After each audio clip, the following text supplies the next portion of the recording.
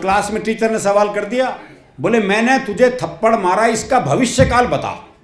बच्चा बोला तेरी साइकिल में पंचर मिलेगा।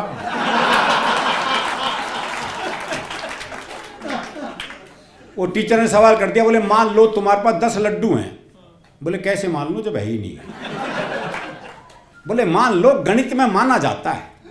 बोले माना जाता तो मान लिए। बोले 2 लड्डू किसी ने ले लिए। बोले पहले तो ये बता किसने ले लिए। बोले मान लो ना किसी ने ले लिए। बोला अच्छा मान लिया, तो कितने बचे? बच्चा बोला जी 20।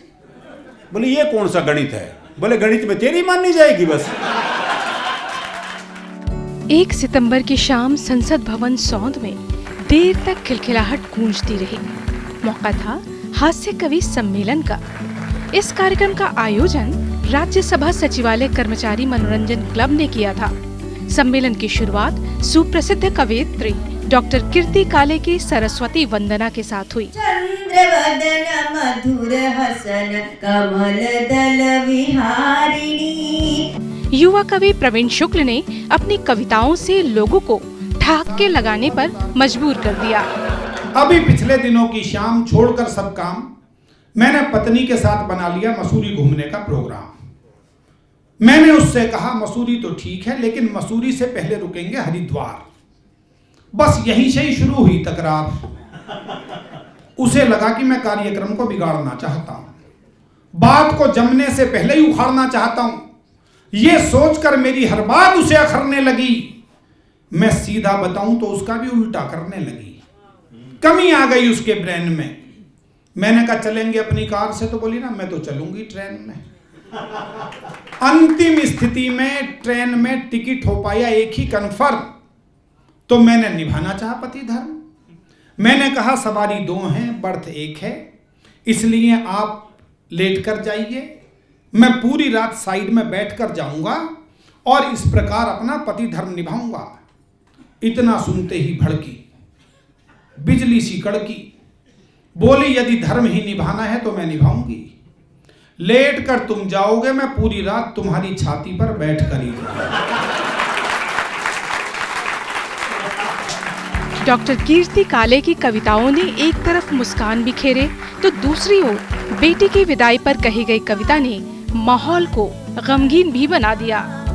नदिया के 2 तीर हैं, बिटिया का संसार, आधा जीवन इस तरफ, आधा है इस तरफ। तो हम बेटियों का जीवन तो इसी नदी के 2 किनारों की तरह होता है। बेटी ससुराल जाने के लिए विदा हो रही है और एक माँ अपनी ससुराल जाती हुई बेटी से क्या कहती है, बस उसी क्षण का ये गीत है। आपसे अनुरोध है कि इसे बहुत मन प्राण से सुनिएगा। स्वागत। भर भर आए नैना कि भर भर आए नैना, दिन रहना नहीं चैना। भर भर आए नैना, दिन रहना नहीं चैना। मन में उठा है भूचाल रे, बिटिया चली है ससुराल। राज्यसभा क्लब के उपाध्यक्ष ओम प्रकाश कल्याणी ने हरियाणवी खुशबू से सराबोर कविताएं सुनाकर खूब तालियां बटोरी। छुरी कटारी, बल्लम लाठी और गंडासा, तू ही से और मीठा गुड़ है, सुथरी बूरा और बतासा। तू ही से कि मीठा गुड़ है, सुथरी बूरा। बहुत धन्यवाद। मीठा गुड़ है, सुथरी बूरा और बतासा, तू ही से और तेरे आगे पानी भरती बॉलीवुड की सब छोरी। तू कटरीना, तू ही सपना और विपाशा। तू ही से, तू कटरीना, तू ही सपना और विपाशा। तू ही से और किसी काम में जीना लगता, जिबते तिरते नैन लड़े। इब तो मेरी खेती बाड़ी खेल तमाशा। तू ही से। सुप्रसिद्ध हास्य कवि अरुण जैमिनी ने लॉकडाउन के समय में कवियों की स्थिति पर चुटीला व्यंग्य किया। कोरोना काल के बाद कवि सम्मेलन का पहला आमंत्रण मिला तो रोम रोम खुशी से खिला। मन हो रहा था बेकाबू, सालों बाद एक चुटकी कवि सम्मेलन मिलने की कीमत तुम क्या जानो मट्टू बाबू। तालियां सुने, माइक देखे, जमाना बीत गया, ना कहीं गए ना आए, इसलिए पेमेंट पर भी कोई नखरे नहीं दिखाए। तुरंत फ्लाइट की टिकट बुक करवाई। अच्छा हुआ ये, मैंने प्रिंट निकाल के 3 दिन तक तो मैं उसी पे लेटा। तुरंत फ्लाइट की टिकट बुक करवाई, कई दिन तक तो नींद ही नहीं आई। फिर वो दिन भी आ गया जब यात्रा पर निकलना था, कवि मित्रों से मिलना था। महीनों से एक कोने में उपेक्षित पड़े सूटकेस को जैसे ही उठाया तो वो तो मुझसे भी ज्यादा प्रसन्न नजर आया।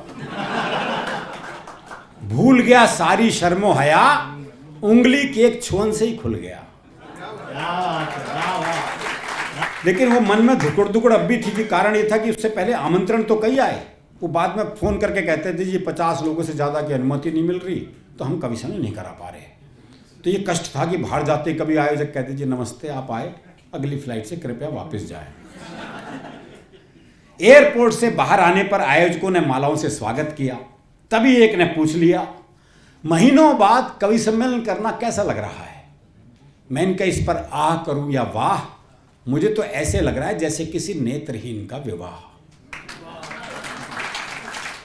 एक नेत्रहीन की सगाई हो गई, जयमाला हो गई, फेरे हो गए, तो पंडित ने दी बधाई, तो नेत्रहीन बोला काहे की बधाई, मुझे क्या पता आप तुम लोग क्या ड्रामा रच रहे हो, विवाह संपन्न हुआ मैं कैसे जानूंगा, जब तक दुल्हन बाहों में ना आ जाए विवाह संपन्न हुआ मैं ना मानूंगा।